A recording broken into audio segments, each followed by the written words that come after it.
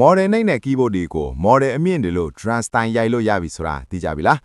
လက်ချောင်းလေးတွေ keyboard ပေါ်ရောက်တာနဲ့ professional ဆန်ဆန် drum style တွေရိုက်ခတ်နိုင်ဖို့ဤပညာတွေကအသင့်ရှိနေပါပြီ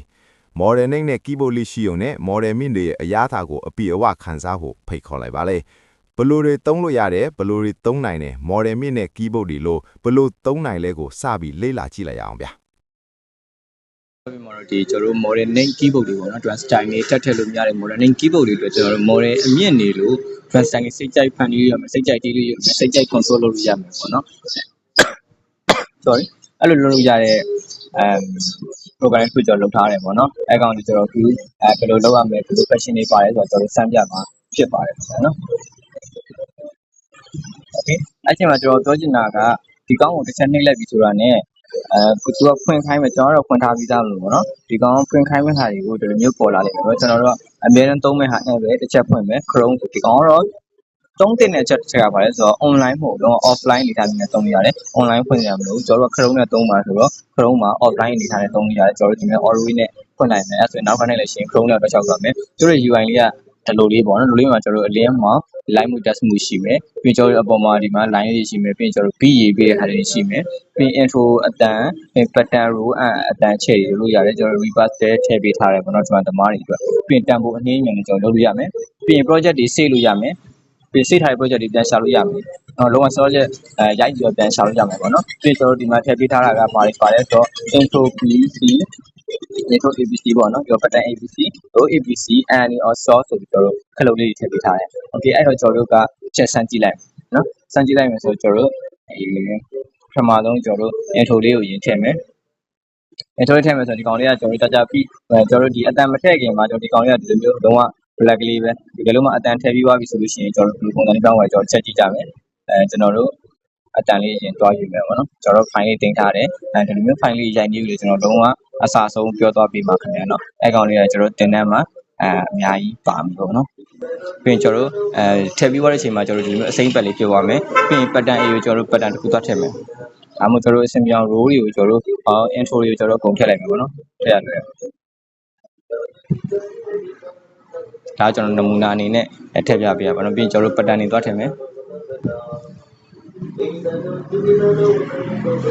လုံးဝစိတ်ကြိုက်ကိုယ်တိုင်ဖန်တီးလို့ရမယ်လုံးဝစိတ်ကြိုက်ကိုယ်တိုင်ရိုက်လို့ရမယ် model အပြည့်အလုံးကိုစိတ်ကြိုက်ကျွန်တော်တို့တီးလို့ရမယ်ပေါ့နော် model နှိပ်တွေလည်းအားငယ်ကြမလို့တော့ဘူးလုံးဝအရန်ကိုပဲအဆင်ပြေတဲ့ကောင်လေးပေါ့နော်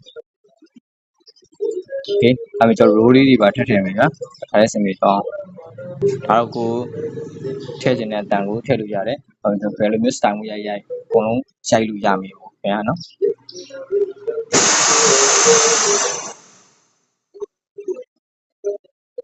ပြီးဒီကောင်လေးတော့ထည့်ဆိုဒီမှာ anti လေးပါတယ်နော် anti ကကြတော့ကျွန်တော်ဒီ cloud လေးရဲ့ function လေးအကြောင်းလည်းကျွန်တော်ပြောပြပေးအောင်မယ်ပေါ့နော်ပြောပြမယ်ဆိုတော့ကျွန်တော်ဒီ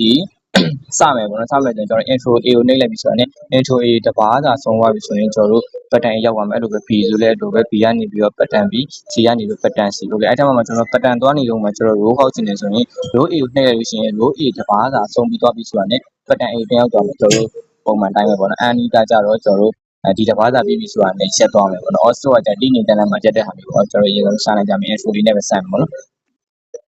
်ပေါ်မှာကျွန်တော်ပြီးတူတူလေးရေးပါတယ်တော့ဒီမဲ့တပါးသာပြီးလို့ရှိရင် pattern A ကို auto ရောက်သွားပါတော့နှိပ်လိုက်ပြီ okay auto ရောက်ပါတယ်အဲ့ဒီမှာကျွန်တော်တို့က row ရိုက်ချင်တယ်ပေါ့နော်ဒီမှာကျွန်တော်တို့အပေါ်ကကြည့်ရတဲ့အနေထားကိုကြည့်ပြီးရိုက်လိုက်1 2 3 4အဲ့မှာကျွန်တော်တို့ကပြီးဆက်မယ်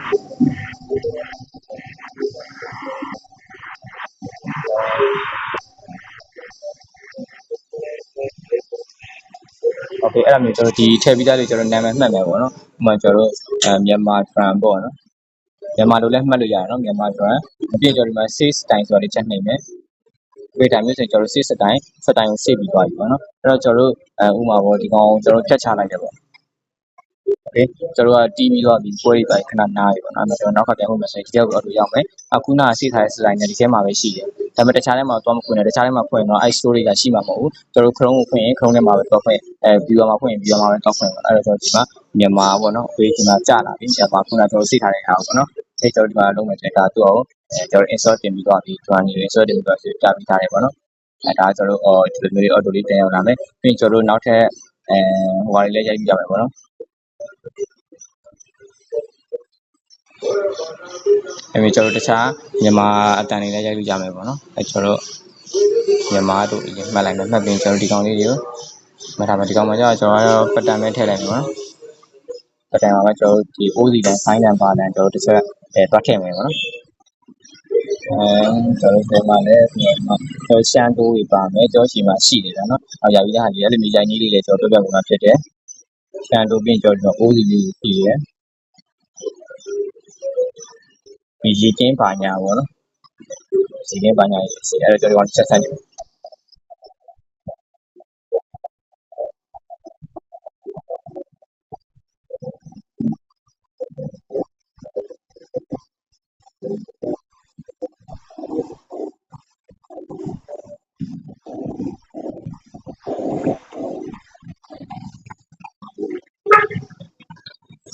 ဒီလောက်ဆိုရင်တော့အဆင်ပြေမယ်ထင်တယ်ကျွန်တော်တို့ဒီကောင်လေးကိုကျွန်တော် KB နေလေးတွေနဲ့တွဲပြီးပဲ KB မဆိုးပဲနေမဆိုးကျွန်တော်တို့အကုန်လုံးတွဲလို့ရတယ်ပေါ့နော်ကျွန်တော်တို့လိုရမယ်ဆိုရင်ကျွန်တော်ရှိမှာတင်တန်းလေးလာတက်လို့ရတယ်အရိုင်ကြီးရစား3ကြီးရစားတော့အားလုံးကျွန်တော်တင်တန်းမှာပါပါမယ်အားလုံးပဲဆင်ပြေကြပါမယ်